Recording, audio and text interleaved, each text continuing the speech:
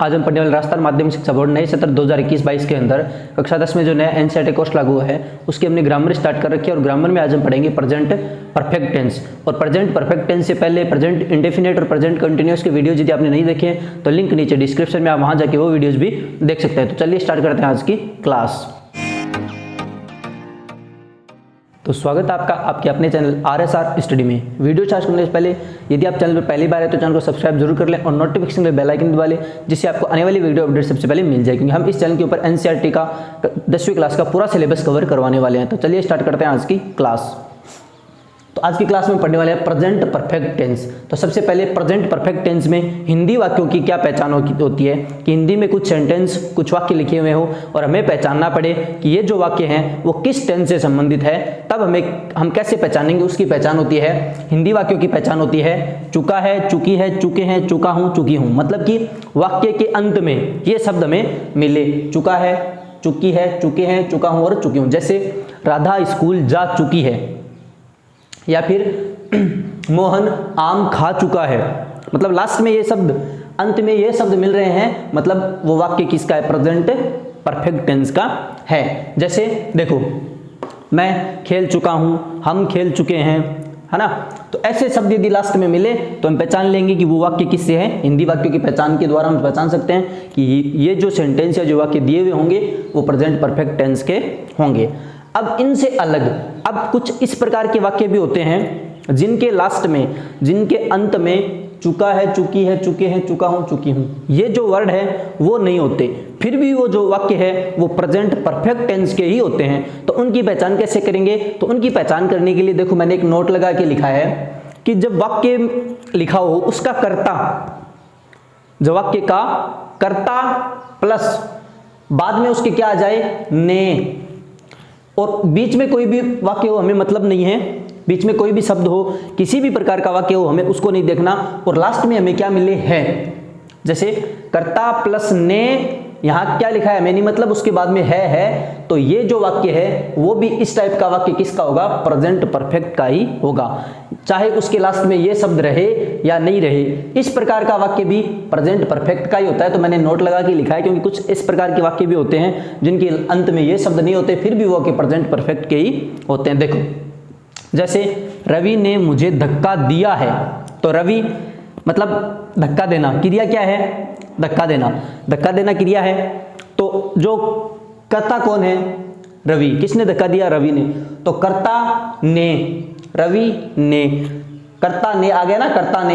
यहां क्या लिखा है हमें मतलब नहीं, और लास्ट में क्या है। इसका मतलब ये जो सेंटेंस है वो भी किसका है, प्रेजेंट परफेक्ट का ही है। जबकि आप ये देखिए, इसके लास्ट में चुका है, चुकी है, चुके हैं, चुका हूं कुछ नहीं है, फिर भी ये सेंटेंस क्या है, प्रेजेंट परफेक्ट का ही है। तो इस प्रकार के वाक्य भी प्रेजेंट परफेक्ट के होते हैं, और जिसके अंत में ये शब्द मिले वो तो प्रेजेंट परफेक्ट के होते ही हैं। तो ये तो रही हिंदी वाक्य की पहचान। अब आपको कोई इंग्लिश के अंदर वाक्य लिख के दिया हुआ हो और आपको पूछ ले कि बताइए ये जो वाक्य है, ये जो सेंटेंस है, ये किस टेंस का है, तो उसके लिए हमें एडवर्ब्स पता होनी चाहिए। और इस इस टेंस के एडवर्ब्स क्या है, ऑलरेडी, येट। येट का हिंदी अर्थ होता है अभी तक, येट का हिंदी अर्थ क्या होता है, अभी तक। लेकिन जब वाक्य का सेंस, जब वाक्य में अर्थ नेगेटिव निकलता है तब तो अभी तक के लिए प्रयोग करते हैं येट। इस बात को थोड़ा सा ध्यान से सुनना, दोबारा बता देता हूं कि जब येट का हिंदी अर्थ होता है अभी तक, ठीक है, येट क्या होता है, अभी तक। लेकिन जब वाक्य का अर्थ नकारात्मक, नेगेटिव निकलता हो और तब हमें यूज करना हो अभी तक, तब हम यूज करेंगे येट, ठीक है। और सो फार का मतलब भी क्या होता है, अभी तक, अभी तक होता है सो फार का मतलब भी। लेकिन सो फार कब यूज करेंगे, जब उस सेंटेंस, उस वाक्य का अर्थ है वो पॉजिटिव, मतलब कि सकारात्मक निकलता हो, और तब हमें अभी तक यूज करना है, तब हम अभी तक का अर्थ क्या यूज करेंगे, सो फार। तो इसके एडवर्ब्स क्या है, एक तो ऑलरेडी, एक येट पॉजिटिव के लिए और सो फार नेगेटिव के लिए, सॉरी, येट नेगेटिव के लिए और सो फार पॉजिटिव के लिए, ऐसे याद करेंगे हम। फिर just, just now, ever, never, recently, lately. अब रिसेंटली और लेटली इन दोनों का एक ही अर्थ होता है, क्या होता है, हाल ही में, हाल ही में, ठीक है। दिस प्लस टाइम, दिस के साथ कोई भी टाइम हो, जैसे संडे, मंडे, दिस ईयर, है ना, दिस के साथ यदि टाइम दिया हो तो वो भी सेंटेंस किसका होगा, प्रेजेंट परफेक्ट का ही होगा। Over the year, over the year इसका हिंदी होता है पिछले कुछ सालों से, पिछले कुछ सालों से इसकी हिंदी होती है ओवर द ईयर। और यदि किसी सेंटेंस में ये वाक्य मिला हुआ है ओवर द ईयर ये लिखा हुआ है तो आप समझ जाना वो सेंटेंस भी किसका है, प्रेजेंट परफेक्ट टेंस का ही है। तो आपको एडवर्ब समझ में आ गई होगी ऑलरेडी, ठीक है। येट, अब येट में याद रखना है कि नेगेटिव के लिए आता है और सो फार पॉजिटिव के लिए आता है। जस्ट, जस्ट नाउ, और इधर ever, never, recently, lately, this plus time और ओवर द ईयर, ये रहती है इसकी एडवर्ब्स। तो अब हमें 10th क्लास लेवल पे एक तो हमें ये बात पता होनी चाहिए, अच्छे से हिंदी वाक्य की पहचान करनी पड़ सकती है और हमें एडवर्ब्स भी पता होनी चाहिए। अब हम पढ़ते हैं इसकी प्रेजेंट परफेक्ट की स्ट्रक्चर कि उसका जो अफर्मेटिव सेंटेंस कैसा होता है। इसका अफर्मेटिव में दो होते हैं, पॉजिटिव और नेगेटिव। इसका इंटेरोगेटिव सेंटेंस कैसा होता है, और इंटेरोगेटिव में एक होता है पॉजिटिव, एक होता है इंटेरोगेटिव नेगेटिव। चलिए अब पढ़ते हैं स्ट्रक्चर इस टेंस की। तो प्रेजेंट परफेक्ट टेंस की स्ट्रक्चर की बात करें तो सबसे पहले हम बात करते हैं पॉजिटिव सेंटेंस की। तो पॉजिटिव सेंटेंस में क्या होता है, सबसे पहले कोई भी टेंस रहे सबसे पहले सब्जेक्ट आता है। तो इसमें भी सबसे पहले क्या जाएगा, सब्जेक्ट आ जाएगा। देखो तो सबसे पहले आ जाएगा सब्जेक्ट। अब सब्जेक्ट के बाद पॉजिटिव सेंटेंस में आती है हेल्पिंग वर्ब। तो प्रेजेंट परफेक्ट की हेल्पिंग वर्ब क्या होती है, हैज और हैव। ये इंपॉर्टेंट बात है कि प्रेजेंट परफेक्ट की हेल्पिंग वर्ब क्या होती है, हैज और हैव। उसके बाद आपको पता है कि हेल्पिंग वर्ब के बाद आती है मेन वर्ब। क्या आती है, मेन वर्ब आती है, जिसको हम शॉर्ट में MVB बोल सकते हैं। तो प्रेजेंट परफेक्ट के अंदर मेन वर्ब क्या आती है, मेन वर्ब की थर्ड फॉर्म, मतलब कि वर्ब की कौन सी फॉर्म आती है, थर्ड फॉर्म आती है। और लास्ट में क्या आता है, ऑब्जेक्ट। अब आपको एक बात और याद रखनी है कि परफेक्ट कहीं भी रहे, चाहे प्रेजेंट परफेक्ट रहे, चाहे पास्ट परफेक्ट रहे, और चाहे फिर वो फ्यूचर परफेक्ट रहे, तीनों टेंस की परफेक्ट का जो भी ये टेंस होता है परफेक्ट का, उसमें हमेशा और हमेशा वर्ब की थर्ड फॉर्म का प्रयोग किया जाता है। तो आप ये याद रखें कि परफेक्ट के अंदर हमेशा वर्ब की थर्ड फॉर्म का प्रयोग होता है। तो अब हेल्पिंग वर्ब की बात करें तो प्रेजेंट परफेक्ट की हेल्पिंग वर्ब क्या होगी, हैज और हैव। ठीक है, अब देखो अब हैज कब आता है, हैव कब आता है। तो हैज कब आता है, जब सब्जेक्ट सिंगुलर हो, जब सब्जेक्ट क्या हो, सिंगुलर, मतलब कि एक वचन जब सब्जेक्ट रहता है तब तो आता है हैज। और यदि सब्जेक्ट क्या हो, प्लूरल, जब सब्जेक्ट बहुवचन हो तब क्या आएगा, हैव। और यदि सब्जेक्ट की जगह है आई मिस में, सब्जेक्ट की जगह क्या है आई, तब भी हमेशा क्या आती है, हैव। अब आई मिस होता है में, और मैं यदि बात करूं तो अकेला एक वचन है, फिर भी आपको याद रखना है कि हमेशा आई के साथ हेल्पिंग वर्ब हैव आएगी। ठीक है, चलो अब हम बात करते हैं नेगेटिव सेंटेंस की। तो हमने पॉजिटिव सेंटेंस ने नेगेटिव सेंटेंस बनाने के लिए पिछले टेंस के अंदर अब एक नोट पढ़ा था। उस नोट में क्या था कि हमें कुछ नहीं करना, पॉजिटिव से नेगेटिव बनाते टाइम जो भी मेन वर्ब होती है, ये जो मेन वर्ब है उससे पहले क्या लग जाएगा, नोट लग जाएगा। तो इसका नेगेटिव क्या बनेगा कि सब्जेक्ट की जगह सब्जेक्ट प्लस हेल्पिंग वर्ब की जगह हैज की जगह हैज रहेगा, हैव की जगह हैव रहेगा, प्लस अब जो मेन वर्ब है उससे पहले क्या लग जाएगा, नोट। और ये क्या आ जाएगी, वर्ब की हमेशा थर्ड फॉर्म तो आती है, वर्ब की थर्ड फॉर्म आएगी, और लास्ट में क्या जाएगा, ऑब्जेक्ट। तो पॉजिटिव से नेगेटिव बनाते टाइम बस इतना याद रखना है कि हमेशा मेन वर्ब जो भी होती है उससे पहले क्या लगा, तो नोट लगा देते हैं। अब बात करते हैं इंटेरोगेटिव सेंटेंस की। तो इंटेरोगेटिव सेंटेंस भी हमने पढ़ रखा है अच्छे से बनाना। कैसे बनाते हैं कि जो भी पॉजिटिव सेंटेंस होता है, पॉजिटिव सेंटेंस के अंदर हेल्पिंग वर्ब होती है, हेल्पिंग वर्ब उनको सब्जेक्ट से पहले ले आते हैं। हेल्पिंग वर्ब को क्या करते हैं, सब्जेक्ट से पहले ले आते हैं। एक काम तो ये करते हैं, और क्या करते हैं कि जो भी वाक्य होता है उसके लास्ट में क्या लगा देते हैं, क्वेश्चन मार्क, क्वेश्चन मार्क लगा देते हैं, प्रश्नवाचक चिन्ह। तो हम क्या करेंगे, तो पॉजिटिव से बाद में हेल्पिंग वर्ब क्या है, हैज हैव। तो हेल्पिंग वर्ब तो आ जाएगी पहले हैज या फिर हैव आ गई। अब सब्जेक्ट अपनी जगह रहेगा, ठीक है, सब्जेक्ट हेल्पिंग वर्ब यहां पहले आ गई, तो बचा क्या, मेन वर्ब। तो मेन वर्ब की तो इसमें भी हमेशा वर्ब की कौन सी फॉर्म आएगी, थर्ड फॉर्म, और लास्ट में क्या जाएगा, ऑब्जेक्ट। और यदि इंटेरोगेटिव सेंटेंस है तो ये प्रश्नवाचक चिन्ह या फिर क्वेश्चन मार्क आ जाएगा। अब हम बात करते हैं इंटेरोगेटिव के अंदर नेगेटिव, सॉरी इंटेरोगेटिव के अंदर नेगेटिव की बात करते हैं। इंटेरोगेटिव के अंदर नेगेटिव देखो, तो क्या होगा, प्रश्नवाचक वाक्य है ना, इंटरोगेटिव सेंटेंस प्रश्नवाचक वाक्य, इंटरोगेटिव नेगेटिव सेंटेंस मतलब कि नकारात्मक प्रश्नवाचक वाक्य। अब नेगेटिव कोई भी रहे, चाहे इंटरोगेटिव नेगेटिव रहे या फिर नेगेटिव रहे, आपको कुछ नहीं करना, सिर्फ जो भी मेन वर्ब होती है उससे पहले नोट लगा दो। तो इसमें भी यही रहेगा, क्या रहेगा कि देखो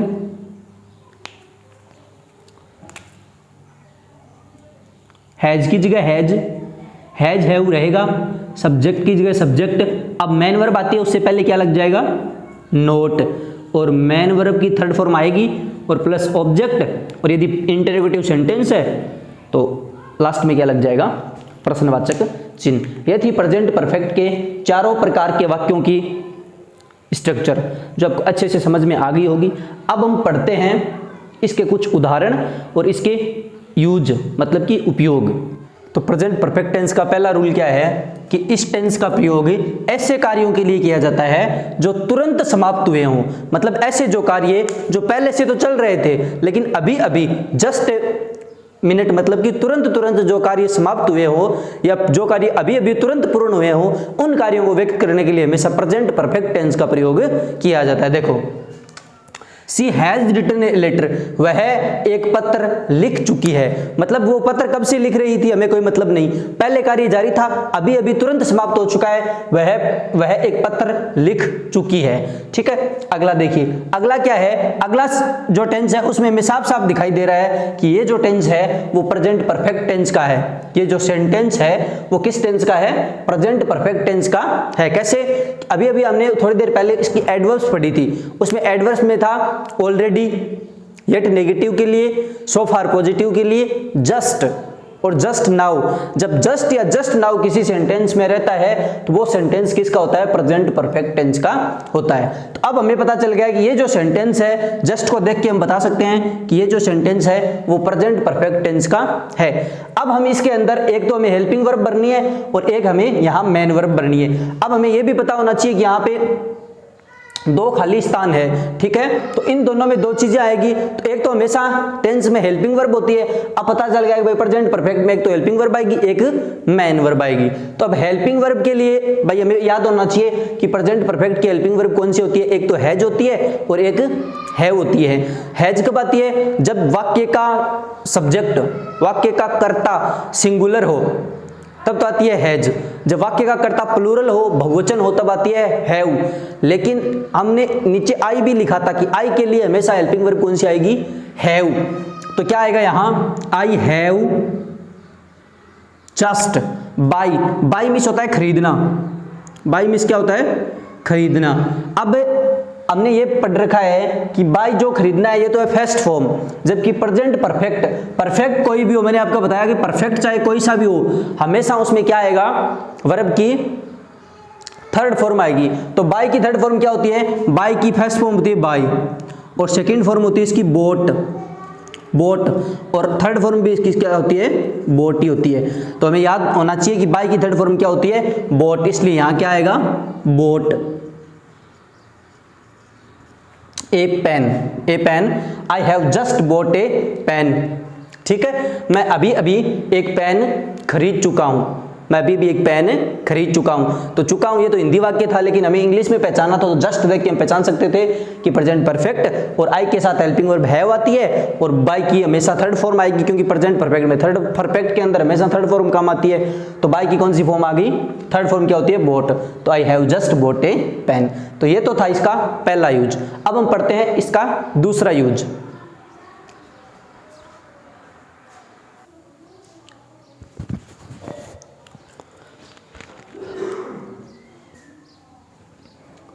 अब हम देखते हैं प्रेजेंट परफेक्ट टेंस का दूसरा यूज। दूसरा यूज क्या है कि इस टेंस का प्रयोग ऐसी क्रियाओं के लिए होता है जो संपन्न हो चुकी है और वर्तमान में अपना प्रभाव रखती है।